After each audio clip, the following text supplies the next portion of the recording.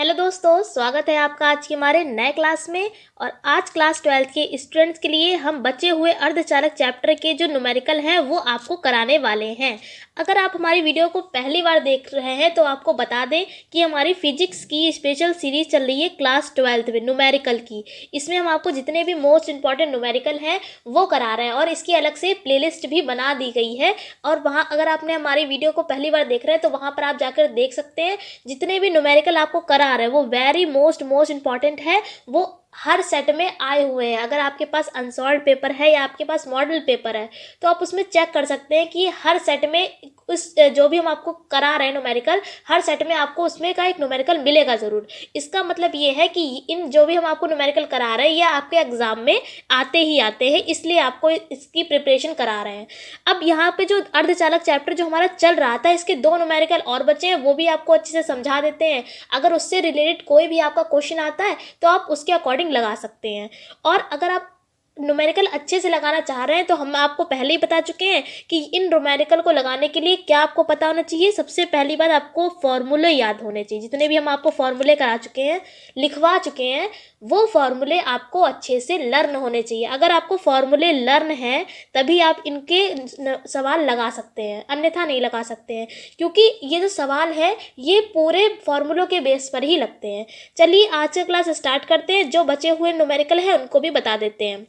इससे पिछले क्लास में हमने आपको यहाँ तक करवा दिया था, आई ई का मान हमने यहाँ तक निकालवा दिया था। उसी के नीचे आप यहाँ पर देखिए अगला क्वेश्चन आप डाल के लिख कर सकते हैं। अगला क्वेश्चन यहाँ पर देखिए 2019 में आया है। अगर आपके पास अनसॉल्व्ड है या मॉडल पेपर है तो उसमें आप चेक कर सकते हैं 2019 में ये क्वेश्चन आया है। क्या है पढ़कर बताते हैं।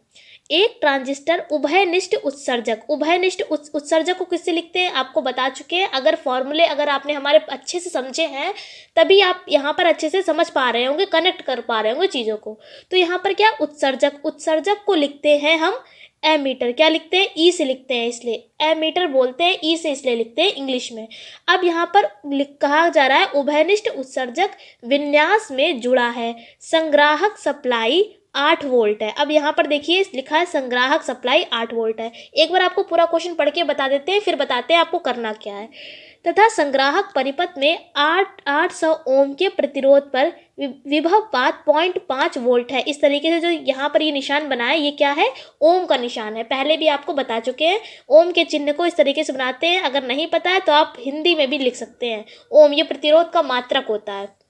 आगे लिखा है यदि धारा लाभ यानी अल्फा का मान दे रखा है 0.96 है तो निम्नलिखित की गणना कीजिए। यानी कि आपको क्या क्या निकालना है? संग्राहक धारा यानी कि आईसी आपको निकालना है, पहला पार्ट है। दूसरे पार्ट में आपको यानी बीटा का मान निकालना है, बीटा का मतलब धारा लाभ निकालना है। और तीसरा आपको दे रखा है क्वेश्चन कि आपको आधार धारा यानी कि आईबी निकालनी है। ये 3 चीज़ें आपको निकालनी है। और ये क्वेश्चन हो सकता है लॉन्ग में पूछा गया हो। जो आपके दीर्घ क्वेश्चन आते हैं उसमें ये क्वेश्चन ज़रूर आया होगा, क्योंकि इसलिए देखिए 3 पार्टों में क्वेश्चन है लॉन्ग में, और ये बहुत ज़्यादा आसान भी होते हैं। थ्योरी की तुलना में आप अगर ये क्वेश्चन करते हैं तो आपको इसके फुल मार्क्स मिलेंगे। कब? जब आप इसमें मात्रक सही बिल्कुल सही सही सवाल लगाते हैं तब। अगर आप थ्योरी वाला क्वेश्चन चूज़ करते हैं तब वहाँ पर क्या होगा, आप पूरी पहली बात थ्योरी पूरी लिखेंगे उसकी, प्लस उसका आप डायग्राम बनाएंगे। जो भी जैसे अगर ट्रांसफार्मर दे दिया गया है तो आप ट्रांसफार्मर के बारे में पूरा लिखेंगे, उसके बाद ट्रांसफार्मर का आप डायग्राम बनाएंगे, तब जाके आपको वहाँ पर दीर्घ के नंबर आपको मिलेंगे। लेकिन यहाँ पर क्या है, अगर आप न्यूमेरिकल वाला क्वेश्चन चूज़ करते हैं तो न्यूमेरिकल देखिए बहुत ज़्यादा बड़े भी नहीं होते हैं। यहाँ पर तो बहुत छोटे छोटे से न्यूमेरिकल है, बस पूरे फॉर्मूले के बेस पर ही हैं। तो अगर आप फॉर्मूले वाला अगर आप न्यूमेरिकल वाला ऑप्शन चूज़ करते हैं तो क्या होता है, अगर आप सही न्यूमेरिकल लगाएंगे तो आपको फुल मार्क्स मिलेंगे। और आपका पहली बात सबसे अच्छी है यहाँ पर, अगर आप न्यूमेरिकल वाला ऑप्शन चूज़ कर रहे हैं तो यहाँ पर आपका टाइम बचता है, क्योंकि थ्योरी आप लिखेंगे फिर डायग्राम बनाएंगे, उस डायग्राम को अच्छे से अच्छे दिखाएंगे, तो वहाँ पर टाइम थोड़ा सा ज़्यादा लग जाएगा न्यूमेरिकल लगाने की तुलना में। तो हमारा तो आपको यही सपोज करेंगे हम कि आप न्यूमेरिकल वाला ही ऑप्शन चूज़ करें अगर आपको आता है तो। इसलिए आपको जितने भी इंपॉर्टेंट न्यूमेरिकल है इसीलिए आपको करा रहे हैं, जिससे कि आपको जो ये न्यूमेरिकल देखिए आते ही आते हैं, इसलिए आप इन न्यूमेरिकल को अच्छे से प्रिपेयर कर लें। अब जैसे कि इस क्वेश्चन में आईसी, आईबी और बीटा का मान निकालना है। अब यहाँ पर देखिए हम आपको क्या समझाने जा रहे हैं। जैसे कि अगर आपने ट्रांजिस्टर पढ़ा है आपने थ्योरी सेक्शन में, तो इस तरीके से जैसे कि जो ट्रांजिस्टर आपने जब पढ़ा होगा, दो तरीके के होते हैं, एक पीएनपी होता है, एक एनपीएन होता है। तो इस तरीके से कुछ आपका चित्र बना होता है। इधर आपका जो जुड़ा होता है वो होता ही वोल्टेज यानी इनपुट वोल्टेज से जुड़ा होता है, और जो आपका यहाँ पर आर एल यानी लोड प्रतिरोध जो जुड़ा होता है, जो आपका इस तरीके से संधि डायोड यहाँ पर लगा होता है, और यहाँ पर करंट प्रवाहित करते हैं, और यहाँ पे क्रोड टाइप की होती है, यहाँ पर कुंडली होती है, इस टाइप का कुछ चित्र होता है।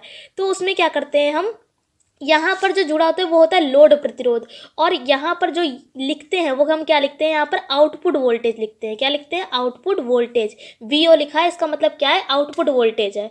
आउटपुट का मतलब क्या होता है, बाहर जा रहा, बाहर, और इनपुट का मतलब क्या होता है, अंदर। तो यहाँ पर जो यहाँ पर होता है वो क्या होती है, इनपुट वोल्टेज, लेकिन जो इधर जुड़ा होता है वो उसको हम बोलते हैं आउटपुट वोल्टेज। अब यहाँ पर हम आपको ये सब क्यों बता रहे हैं, क्योंकि इस सवाल में इसकी ज़रूरत है। अगर हम आपको इस तरीके से समझाएं, जैसे कि इस तरीके से पीएनपी ट्रांजिस्टर होता है, इधर पी होता है, ये एन होता है, ये पी होता है। ऐसे ही एनपीएन वाले में यहाँ पर आपका एन हो जाता है, बीच में क्या होता है पी, इधर इधर क्या होते हैं एन, और बीच में क्या होता है पी टाइप होता है। इस तरीके से दो ट्रांजिस्टर होते हैं। अगर हम आपको इस तरीके से समझाएं, तो अगर हम पीएनपी का उदाहरण देके आपको समझाते हैं और आप समझ जाएंगे अच्छे से। ये देखिए पीएनपी आपको बता रहे हैं, यहाँ पर क्या होता है, ये जो ये वाला होता है ये होता है उत्सर्जक। क्या होता है, उत्सर्जक। यहाँ पर आपका होता है बेस यानी कि आधार, और यहाँ पर हम बोलते हैं संग्राहक।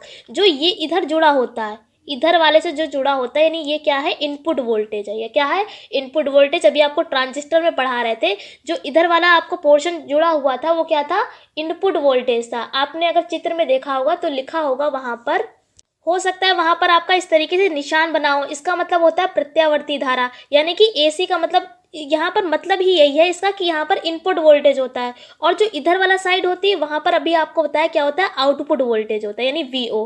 तो यहाँ पर आपको ये सब इसलिए बता रहे हैं, देखिए यहाँ पर वीओ आई हो गया, और यहाँ पर क्या हो गया, वीओ। इसका मतलब क्या है, जो इनपुट वोल्टेज है वही हमारा क्या है, संग्राहक, सॉरी उत्सर्जक वाला है। उत्सर्जक धारा बोले, या हम यहाँ पर वी आई से भी लिख सकते हैं। अगर उत्सर्जक वाले उत्सर्जक की बात करी जा रही है तो हम उसको वी आई से भी लिख सकते हैं। अगर हम बोले संग्राहक, तो संग्राहक आप लिखें या आप वी ओ लिखें तो दोनों बात यहाँ पर सेम हो जाएंगी। क्या आपको बताया कि अगर यहाँ पर उत्सर्जक ई फॉर क्या है, यहाँ पर उत्सर्जक है, अगर उत्सर्जक की बात करी जाए तो आप यहाँ पर वी आई भी ले सकते हैं, और अगर यहाँ पर आपसे संग्राहक कहा जाए तो संग्राहक की जगह आप बीओ भी ले सकते हैं। आशा करते हैं कि आपको समझा पा रहे होंगे। क्या बता रहे हैं आपको, अगर आपका कोई भी इस तरीके से आपका क्वेश्चन दे रखा है तब आप क्या करेंगे, अभी आपको पहले क्वेश्चन समझा देते हैं अच्छी तरीके से दिया क्या गया है, तब आपको ये जो हम आप बता रहे हैं अगर नहीं समझ में आ रहा है तब भी आपको थोड़ा बहुत तो समझ में आ जाएगा। ये देखिए यहाँ पर लिखा हुआ है क्वेश्चन में, संग्राहक सप्लाई 8 वोल्ट है। इसका मतलब वोल्ट लिखा है, इसका मतलब ये क्या दे रखा है, वोल्टेज दे रखा है। वोल्टेज का मतलब विभव दे रखा है। अब यहाँ पर देखिए लिखा है आगे संग्राहक सप्लाई। अगर यहाँ पर केवल वोल्ट लिखा होता, केवल विभव आपको 8 वोल्ट दे रखा है, तो आप सीधे क्या करते, वी का मान 8 वोल्ट लिख लेते। लेकिन यहाँ पर लिखा है संग्राहक सप्लाई, तो संग्राहक सप्लाई का मतलब क्या है, हमें मिल रहा है ना, तो मिलने के लिए क्या करते हैं हम वी आई कर देंगे। यानी अभी बताया था आई का मतलब क्या होता है, इनपुट यानी कि मिलना, और मतलब अंदर, और आउटपुट का मतलब क्या होता है, बाहर। अब अगर हम बात करें इनपुट आउटपुट में, तो इनपुट का मतलब क्या है, कोई चीज़ हमें मिल रही है, और आउटपुट का मतलब कोई चीज़ जो है वो बाहर की ओर जा रही है। आशा करते हैं आपको समझा पा रहे होंगे अच्छी तरीके से क्या बता रहे हैं। अगर इनपुट है यानी कि मिलना, और आउटपुट है यानी बाहर की ओर जाना। तो यहाँ पर अगर लिखा है संग्राहक सप्लाई, संग्राहक सप्लाई का मतलब कि सप्लाई क्या होती है, यानी हमें सप्लाई मिल रही है ना, तो मिलने के लिए हमने यहाँ पर लिख लिया है, आप सॉल्यूशन डाल के लिख सकते हैं संग्राहक सप्लाई यानी वी आई का मान दे रखा है। किसका मान दे रखा है, वी आई का। यहाँ पर वी का मान नहीं दे रखा है, किसका दे रखा है, वी आई का दे रखा है। क्यों दे रखा है, क्योंकि यहाँ पर साफ साफ क्वेश्चन में लिखा है संग्राहक सप्लाई कितनी है, 8 वोल्ट। अब फिर आगे क्वेश्चन में लिखा है कि संग्राहक परिपथ कितना दे रखा है आपको, यानी आर का मान दे रखा है 800 ओम। कितना दे रखा है, 800 ओम। तो हमने यहाँ पर आर आप लिख सकते हैं या आर आई यहाँ पर भी आप लिख सकते हैं। ये जो आई बना रहे हैं इसके बिल्कुल बेस में मत बनाइएगा, यहाँ पर आर जो है वो इस तरीके से छोटा सा नीचे बना दीजिएगा। सॉरी, आई जो है ये आप छोटा सा नीचे बना सकते हैं। क्यों? क्योंकि यहाँ पर कह रहा है संग्राहक प्रतिरोध है या संग्राहक सप्लाई है। अब आगे देखिए, आगे लिखा है कि विभव पात 0.5 वोल्ट है। अब यहाँ पर भी वोल्ट दे रखा है, इसका मतलब है ये वोल्टेज की बात करी जा रही है, यानी V का मान ये भी दे रखा है, लेकिन साथ में यहाँ पर क्या दे रखा है, विभव पात, यानी कि ये आउटपुट की बात करी जा रही है। तो यहाँ पर हम क्या लिख लेंगे, VO से लिख लेंगे, यानी VO का मान कितना दे रखा है, 0.5 वोल्ट दे रखा है। अब यहाँ पर बता देते हैं क्या क्या दिया है। यहाँ पर देखिए VI का मान आपको दे दिया गया है 8 वोल्ट, फिर उसके बाद आपको R का मान, RI का मान दे रखा है 800 ओम, फिर यहाँ पर VO का मान दे रखा है 0.5 वोल्ट। अब आगे यहाँ पर देखिए अल्फा का मान भी आपको दे रखा है 0.96, क्या दे रखा है, 0.96। अब फिर आप यहाँ पर ये तीन चीज़ें अगर आपको फॉर्मूले पता होंगे तो आप निकाल सकते हैं। और थोड़ी सी यहाँ पर ट्रिक भी है, जो भी हम आपको यहाँ पर बता रहे थे PNP और NPN और ये ट्रांजिस्टर वाला बता रहे थे, तो इन सवाल को लगाने में लगेंगे फॉर्मूले से ही, बस थोड़ा सा यहाँ पर आपको दिमाग लगाना पड़ेगा। इसीलिए ये सवाल हमने आपको कल नहीं कराया, सॉरी इससे पिछले क्लास में हमने आपको इसीलिए नहीं कराया था क्योंकि देखिए इस सवाल को लगने में कितना ज़्यादा टाइम लग रहा है, इसको समझाने में काफ़ी टाइम लगता है, इसलिए हमने आपको इससे पिछले क्लास में नहीं पढ़ाया था। इसीलिए आज के क्लास के लिए इस सवाल को हमने सिलेक्ट किया है। अब यहाँ पर देखिए जो जो आपको क्वेश्चन में दिया था वो आपको लिख लेना है, इस तरीके से आप हल डाल के लिख सकते हैं। आपको VI का मान दे रखा है, RI का मान दे रखा है, VO और अल्फा इसका मान दे रखा है, और ये तीन मान आपसे पूछे जा रहे हैं। अब यहाँ पर I का मान निकालना है। ओम का नियम होता है V बराबर IR, क्या होता है, V बराबर IR। आपको V का भी मान पता है, R का भी पता है, लेकिन I का नहीं पता है ना, तो I का मान आपको यहाँ से निकल आएगा। तो कैसे निकलेगा, लेकिन यहाँ पर क्या दे रखा है, C दे रखा है। C का मतलब क्या है बताते हैं आपको, अगर नहीं समझ में आ रहा है देखिए हमने यहाँ पर छोटा सा चित्र भी बना रखा है इस टाइप से EBC क्यों लिखा है, क्योंकि यहाँ पर PNP होता है, यहाँ पर E होता है, ये B होता है और ये C होता है, इस तरीके से हमने यहाँ पर EBC लिख रखा है। और इधर वाला पोर्शन आपका इनपुट वोल्टेज से जुड़ा होता है और इधर वाला आपका आउटपुट वोल्टेज से जुड़ा होता है, इसलिए हमने इस टाइप से आपका डायग्राम बना दिया आपको समझाने के लिए। आप चाहें तो अपनी सुविधा के लिए बना सकते हैं, फिलहाल तो बनाना नहीं है, यहाँ पर केवल आपकी सुविधा के लिए आपको समझाने के लिए बनाया है, ठीक है। तो यहाँ पर ओम का नियम क्या होता है, V बराबर IR ये होता है। अब आपको धीरे धीरे समझाते हैं। ओम का नियम क्या होता है, V बराबर IR। अब यहाँ पर दे रखा है आपको निकालना क्या है, IC का मान।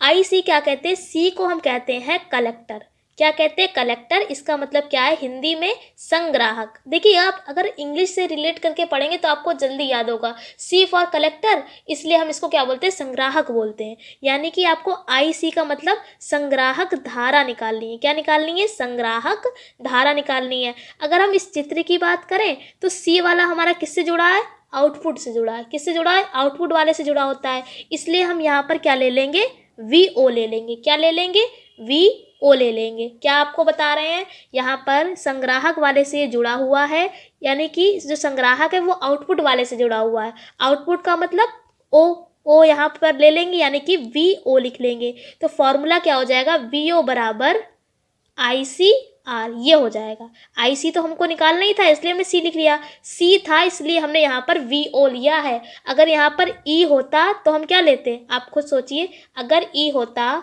तो क्या लेते, E होता तो भाई ये हमारा इनपुट से जुड़ा होता है तो हम VI ले लेते। यहाँ पर अगर यहाँ पर तो आपसे IC पूछ रहा था तभी हमने यहाँ पर VO लिया है, लेकिन अगर आपसे पूछा जाए IE तब आप क्या करेंगे, तब यहाँ पर आप VO नहीं लेंगे, तब आप क्या लेंगे, VI लेंगे। क्यों लेंगे, क्योंकि जो E वाला होता है वो हमारा इनपुट से जुड़ा होता है। इनपुट से अगर जुड़ा है तो आप अगर E वाला निकालेंगे तो वहाँ पर I का यूज़ करेंगे, यानी कि इनपुट वाला। और अगर आपको IC निकालना है तो आप आउटपुट वोल्टेज का यूज़ करेंगे। आशा करते हैं कि आपको समझ में आ गया होगा क्या हम आपको बताने की कोशिश कर रहे हैं। तो अगर आपको समझ में आ गया है, अब तो फॉर्मूला बन ही गया, बस आपको अब मान रखने हैं। VO का मान आपको पता है 0.5 है, रख दिया। IC का मान निकालना है इसलिए IC की जगह IC ही रहने दिया। R का मान आपको दे रखा है 800 ओम, तो हमने यहाँ पर 800 रख दिया। अब हम आपको बता ही चुके हैं जिसका मान निकालना होता है उसको एक साइड रखते हैं, बाकी चीज़ों को हम एक साइड रखते हैं। तो IC एक साइड रखा, आप ये 800 यहाँ पर इसके नीचे चला जाएगा तो कितना हो जाएगा, 0.5 बटे में 800, ये हो जाएगा पॉइंट हटाएंगे तो नीचे एक ज़ीरो बढ़ाएंगे। क्यों बढ़ाएंगे? क्योंकि पॉइंट के बाद एक संख्या थी, इसलिए एक ज़ीरो बढ़ा। अब आप क्या करेंगे, हमने आपको बताया है पिछले क्लास में कि अगर आप कैलकुलेशन को सरल करना चाहते हैं तो सबसे पहले ज़ीरो को सॉल्व कर लिया करिए। ज़ीरो यहाँ पर नीचे कितने हैं, 1 2 3, यानी 3 ज़ीरो है। 3 का मतलब है ये होगा 8 गुणे 10 की घात 3 होगा। जब ये 10 की घात 3 नीचे है, ऊपर जाएगी तो किसकी हो जाएगी, माइनस की पावर हो जाएगी। तो देखिए यहाँ पर अगले स्टेप में हमने यही किया है। यहाँ पर 10 की पावर -3 होती, ऊपर जाती तो किसकी हो गई, -3 हो गई। अब क्या बचा है, केवल आपका 5/8 गुणे में 10 की पावर -3 बची हुई है। अब जब आप 5 को 8 से जब आप डिवाइड करेंगे तो आपका कितना आएगा, 0.625 आएगा। गुणे में 10 की पावर -3 चल रही है। जब आप ये हटा देंगे गुणे में तो आपका क्या आ जाएगा, मिली आ जाएगा। यानी कि IC का मान आपका निकल आया है 0.625 मिली एम्पियर। यही आपका पहला आंसर हो जाएगा। अब दूसरे में देखिए, दूसरा में आपको बीटा का मान पूछा गया था और ये तो पूरा फॉर्मूले के बेस पर है। बीटा बराबर होता है अल्फा अपॉन में माइनस अल्फा। अगर आपसे पूछ लिया जाए कि धारा लाभ में यानी बीटा अल्फा में संबंध पूछ लिया जाए 1 नंबर में, तो आप यही फॉर्मूला लिख देंगे वहाँ पर। तो आपको अल्फा का मान दे ही रखा था, बस यहाँ पर आपको वैल्यू पुट करनी है। अल्फा का मान केवल रख दिया है। 1 में से 0.96 आप जब घटाएंगे तो आपका आ जाएगा 0.04 और ऊपर आपका चल रहा है 0.96। अब यहाँ पर देखिए पॉइंट के बाद यहाँ भी 2 संख्या है ऊपर भी, और यहाँ पर भी देखिए पॉइंट के बाद 2 संख्या यहाँ पर भी है, यानी कि पॉइंट से पॉइंट ये कैंसिल हो जाएगा। अब आपका क्या बचेगा, 96/4 ये बचा है केवल। जब आप इसको डिवाइड करेंगे तो आपका ये 24 बार में कटेगा, यानी कि बीटा का मान भी आपका कितना आ जाएगा 24 आ जाएगा। ये आपका हो गया दूसरा आंसर। तीसरे पार्ट में आपको यहाँ पर आपको IB का मान निकालना है, यानी कि आधार धारा। क्या निकालनी है, आधार धारा। तो फॉर्मूला होता है ये, बीटा बराबर, यहाँ पर डेल्टा नहीं लगाना है, क्या है, बीटा बराबर IC अपॉन में IB। यहाँ पर जो डेल्टा है वो कटा हुआ है, इसको आप लगाए ना। बीटा बराबर क्या होता है, IC अपॉन में IB। यहाँ पर बीटा का मान आपको पता है, IC का मान आपको पता है, बस IB का नहीं पता है, तो यहाँ से निकल आएगा IB का मान। बस यहाँ पर हमने फॉर्मूले में वैल्यू को पुट किया है, IC की जगह IC रख दिया है, बीटा की जगह बीटा रख दिया है, और IB को हमने अलग कर लिया है क्योंकि इसका मान हमको निकालना है। अब जब आप इसको डिवाइड करेंगे तो आपका कितना आ जाएगा, 0.026 मिली एम्पियर। मिली एम्पियर में क्यों, क्योंकि हमने बीटा का जो मान है वो मिली एम्पियर वाला ही रखा है, इसलिए आंसर ये हमारा किस में आएगा, मिली एम्पियर में आएगा। तीनों देखिए कितनी आसान तरीके से, तीनों जो आपसे क्वेश्चन में पूछा जा रहा था, IC, बीटा और IB के मान तीनों कितनी आसान तरीके से निकल गए। बस क्या है, आपको पहले में थोड़ा सा दिमाग लगाना पड़ा, बाकी के 2 तो फॉर्मूले के बेस पर ही थे। थोड़ा सा दिमाग किस में लगाना पड़ा, इसमें क्या लगाना पड़ा, जो इधर वाला होता है वो होता है इनपुट वोल्टेज से जुड़ा होता है, और जो आपका C यानी जो कलेक्टर होता है वो आपका आउटपुट वोल्टेज से जुड़ा होता है। बस आपको इतना सा दिमाग लगाना है। ये तो आपका हो गया एक क्वेश्चन, और ये इंपॉर्टेंट भी है, आया है आपके एग्जाम में। इस तरीके से अगर आपका कोई भी क्वेश्चन आया हो तो आप इसी तरीके से करेंगे। एक क्वेश्चन और है, ये भी बता देते हैं। आज का क्लास थोड़ा सा लॉन्ग ज़रूर हो जाएगा, लेकिन आपको समझ में ज़रूर आ जाएगा, इतनी गारंटी हम आप लेते हैं, क्योंकि ये जो सवाल हैं बहुत ज़्यादा सरल होते हैं। बस कुछ सवालों में तो कुछ ही सवालों में इनमें थोड़ा सा दिमाग लगाना पड़ता है, वरना तो सारे सवाल कैसे होते हैं, आपके फॉर्मूले के बेस पर ही होते हैं। यहाँ पर एक सवाल और है कि एक ट्रांजिस्टर प्रवर्धन के लिए बीटा का मान आपको दे रखा है 62, लोड प्रतिरोध यानी RL, लोड प्रतिरोध हम लिखें या आउटपुट लिखे, दोनों बातें सेम है। अगर आपने ट्रांजिस्टर पढ़ा है तभी आप जानते होंगे, जो इधर वाला पोर्शन होता है इस तरीके से कुछ होता है। यहाँ पर आपका लोड प्रतिरोध जुड़ा होता है, और यहाँ पर जो हम लिखते हैं वो हम यहाँ पर VO लिखते हैं, यानी कि आउटपुट वोल्टेज। क्या लिखते हैं, आउटपुट वोल्टेज। तो आप बोले या तो RL भी इसको लिख सकते हैं या आप RO भी लिख सकते हैं। O का मतलब यहाँ पर क्या है, आउटपुट से है। L का मतलब यहाँ पर तो लिखा ही हुआ है लोड प्रतिरोध। क्या बता रहे हैं आपको, आप अगर लोड प्रतिरोध बोले या आउटपुट प्रतिरोध बोले, दोनों बातें कैसी है, सेम है। अब यहाँ पर इसका मान आपको दे रखा है 5000 ओम, तथा निवेशी प्रतिरोध यानी RI का मान आपको दे रखा है 500 ओम, और आपको निकालना क्या है, वोल्टेज प्रवर्धन ज्ञात कीजिए। इसका भी फॉर्मूला हम आपको लिखा ही चुके हैं, कुछ इस तरीके से होता है VO अपॉन में VI। VO का मतलब आउटपुट वोल्टेज और नीचे होता है इनपुट वोल्टेज, बराबर में आपका क्या चलता है, वोल्टेज आपकी चलती है। यहाँ पर आपको इस तरीके से भी फॉर्मूला आपको दिखेगा, ए बराबर वी ओ अपॉन में वी आई। ठीक है, तो यहाँ पर हमने लिख दिया है, सॉल्यूशन डाल के आप भी लिख लें। बीटा का मान आपको दे रखा है, लिख लिया। आप इसको वी ओ या आर ओ या आर एल से भी लिख सकते हैं। इसका भी मान आपको दे रखा है, वोल्टेज प्रवर्तन का मतलब आपको ए निकालना है। तो फॉर्मूला होता है बीटा बराबर आई सी अपॉन में आई बी। क्या होता है? बीटा बराबर आई सी अपॉन में आई बी। यहाँ पर भी आपको थोड़ा सा ही दिमाग लगाना है, ज़्यादा नहीं लगाना है। क्या होता है? ओम का नियम, वी बराबर आई आर। देखिए, ओम के नियम से मोस्टली सवाल लग रहे हैं, इसलिए ओम का नियम आपको आशा करते हैं कि आ गया होगा। क्या होता है? वी बराबर आई आर। ओम का नियम क्या होता है? वी बराबर आई आर। अगर हम यहाँ से आई का मान निकालें तो क्या हो जाएगा? वी अपॉन आर बराबर आई, यानी कि आई की जगह पर हम क्या रख सकते हैं? वी अपॉन में आर लिख सकते हैं। अब यहाँ पर देखिए सी लिखा हुआ है। सी का मतलब क्या है? इस तरीके से बताया था हमने आपको, ई बी सी। इधर वाला जो होता है वो क्या होता है? आउटपुट वोल्टेज से जुड़ा, और इधर वाला आपको इनपुट वोल्टेज से जुड़ा होता है। सी का मतलब क्या है? ये आपको दे रखा है आउटपुट वाला। अगर ई दे रखा है तो वो क्या है? इनपुट वोल्टेज वाला। तो यहाँ पर क्या है? आपको यहाँ पर आई सी दे रखा है, यानी कि आई की जगह तो आप लिख सकते हैं वी अपॉन में आर। यहाँ पर देखिए हमने वी अपॉन में आर लिख लिया है, साथ में आउटपुट लिख लिया है क्योंकि सी दे रखा था। ठीक है, क्या किया है? आई की जगह वी अपॉन आर किया और सी दे रखा था, इसलिए हमने आउटपुट लिख लिया। फिर इस तरीके से एक और बटे का निशान लगाया। क्या दे रखा है? आई बी दे रखा है, या आपको आई ई दे रखा हो, वहाँ पर आप इनपुट का यूज़ करेंगे। तो देखिए आई की जगह तो हमने वी अपॉन आर ही रखा और साथ में इनपुट लिख लिया। फिर से बता दें आपको, यहाँ पर क्या किया है? ओम का नियम होता है वी बराबर आई आर। अगर आप यहाँ से आई का मान निकालेंगे तो क्या आ जाएगा? वी अपॉन में आर, ये आ जाएगा। यहाँ पर दे रखा है आई सी, अगर यहाँ पर हम सी लगा देंगे तो ये क्या हो जाएगा? आउटपुट वोल्टेज, और यहाँ पर हो जाएगा आउटपुट रेजिस्टेंस, ये हो जाएगा। तो यहाँ पर लिख दिया है आई सी की जगह, फिर एक बटे का निशान लगाया। अब यहाँ पर आई बी वाला लिखा है, आई की जगह आपको क्या करना है? वी अपॉन आर लिखना है। फिर आप क्या करेंगे? बी था, यानी बेस की बात करी जा रही है, तो यहाँ पर हम छोटा सा क्या लिख लेंगे? इनपुट, और नीचे भी क्या लिख लेंगे? इनपुट। इसका मतलब क्या है? ये ऊपर वाला आपका आउटपुट वाला दे रखा है, नीचे वाला इनपुट दे रखा है। अब क्या करेंगे? ये जो चौथा पोर्शन, यानी ये जो नीचे वाली भिन्न है, ये ऊपर जाके क्या हो जाती है? पलट जाती है। कई क्लासों में बता चुके हैं, अगर इस तरीके से जब चार भिन्न, मतलब ऊपर भी एक भिन्न दे रखी होती है और नीचे भी एक भिन्न दे रखी होती है, तो जो नीचे वाली भिन्न होती है ऊपर जाके पलट जाती है। अब देखिए किस तरीके से पलटेगी। ये देखिए यहाँ पर लिख दिया है हमने, बीटा बराबर इधर वाला जैसे था, यानी जो ऊपर वाली चीज़, जो ऊपर वाली भिन्न थी वो तो वैसी ही रही जैसी थी, लेकिन जो नीचे वाली भिन्न थी वो ऊपर जाकर पलट गई। ये देखिए नीचे इस तरीके से कुछ थी, ये ऊपर जब जाएगी तो वी अपॉन आर की जगह क्या हो गई? आर अपॉन वी हो गई है। ठीक है, अब यहाँ पर क्या किया है? ये देखिए फॉर्मूला यहाँ पर अभी हमने आपको बताया था, ए बराबर क्या होता है? वी ओ अपॉन में वी आई, ये होता है ना, यानी कि आउटपुट वोल्टेज, और बटे में क्या होता है? Input voltage.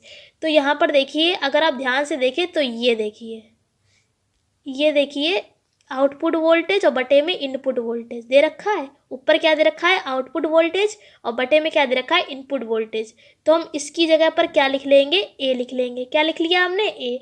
और बाकी का आर, अब देखिए ऊपर भी आर चल रहा है और नीचे भी आर चल रहा है, लेकिन ऊपर कौन सा? इनपुट वाला, और नीचे कौन सा? आउटपुट वाला। तो उसको हमने ऐसे ही नोट कर लिया। क्या किया हमने? इसकी जगह देखिए ए लिखा है और बाकी का जैसे था वैसे ही रहने दिया है। साइड में हमने फॉर्मूला भी लिखकर आपको दिखा दिया है। अब यहाँ पर क्या किया? सबके मान अब हमको पता ही है, ए का मान निकालना है, बीटा का भी पता है, अब देखिए आर आई का भी पता है, आर ओ का भी पता है, सब मान रख दिए और इसको सॉल्व किया। कैसे सॉल्व किया देखिए बता देते हैं। ये है 62 बटे में ए गुणे में 500 बटे में है 5000। देखिए 2 0 से 2 0 आपका कैंसिल हो जाएगा। अगर आप 5 से काटेंगे तो 10 बार में जाएगा। इधर हो जाएगी क्रॉस मल्टीप्लाई, यानी कि 62 से 10 की गुणा होगी तो कितना आ जाएगा? 620 आ जाएगा। यानी ए का मान आपका कितना आ गया? 620। यही आपका निकल आएगा वोल्टेज प्रवर्धन। आशा करते हैं आपको समझ में आ गया होगा। ये दोनों ही जो आपके न्यूमेरिकल थे थोड़े से अलग थे। अलग का मतलब क्या है? थोड़ा सा इसमें दिमाग लगाना पड़ रहा था, लेकिन आई होप आपको अच्छे से समझा पाए होंगे। अगर आपको थोड़ी सी भी वीडियो पसंद आई हो तो प्लीज़ लाइक कर दीजिएगा, और अगर आपको कोई भी न्यूमेरिकल समझ में नहीं आ रहा है तो आप हमको कमेंट करके बता सकते हैं। आपकी समस्या को सुलझाने की हम कोशिश करेंगे। हम आपसे फिर मिलते हैं एक ऐसी क्लास के साथ। तब तक के लिए जय हिंद, जय भारत, धन्यवाद।